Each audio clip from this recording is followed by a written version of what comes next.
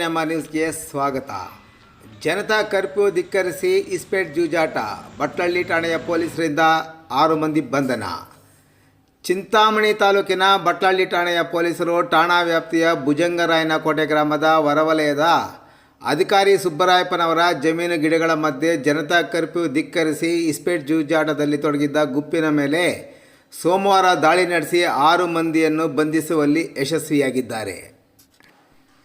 ಖಚಿತ ವರ್ತಮಾನದ ಮೇರೆಗೆ ಬಟ್ಲಳ್ಳಿ ಠಾಣೆಯ PSI TN ಪಾಪಣ್ಣ ಮತ್ತು ಪೇದೆಗಳಾದ ಶ್ರೀನಾಥ್, ಸಿದ್ದರೂಢ, ಶಂಕರ್ ಪಾಟೀಲ್, ಸಚಿನ್ ಕುಮಾರ್, ಚಂದ್ರಶೇಖರ ಬೋಳಗೊಂಡ ಮತ್ತು ವೆಂಕಟೇಶ್ ತಂಡ ದಾಳಿ ನಡೆಸಿದ್ದಾರೆ. ದಾಳಿಯ ಸಂದರ್ಭದಲ್ಲಿ ಓರ್ವ ಆಸಾಮಿ ತಪ್ಪಿಸಿಕೊಂಡು ಪರಾರಿಯಾಗಿದ್ದು, ಉಳಿದ 6 ಮಂದಿಯನ್ನು ಬಂಧಿಸುವಲ್ಲಿ ಯಶಸ್ವಿಯಾಗಿದ್ದಾರೆ.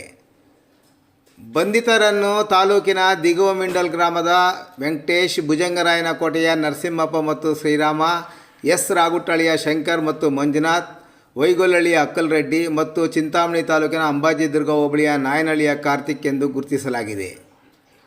ಬಂಧಿತರಿಂದ ಜೂಜಾಟಕ್ಕೆ ಬಳಸಿದ್ದ ಇಸ್ಪೇಟ್ ಎಲೆ, ನಗದು 10,780 ರೂಗಳು, 2 ಹೀರೋ ಹೋಂಡಾ ಪ್ಯಾಷನ್, 2 ಪ್ಯಾಷನ್ ಪ್ರೋ ವಾಹನ, 1 ಹೋಂಡಾ ಆಕ್ಟಿವಾ ಸೇರಿದಂತೆ ಒಟ್ಟು 5 ದ್ವಿಚಕ್ರ ವಾಹನಗಳನ್ನು ವಶಪಡಿಸಿಕೊಂಡು ಆರೋಪಿಗಳ ವಿರುದ್ಧ ಪ್ರಕರಣ ದಾಖಲು ಮಾಡಿಕೊಂಡು ಮುಂದಿನ ಕ್ರಮ ಕೈಗೊಂಡಿದ್ದಾರೆ.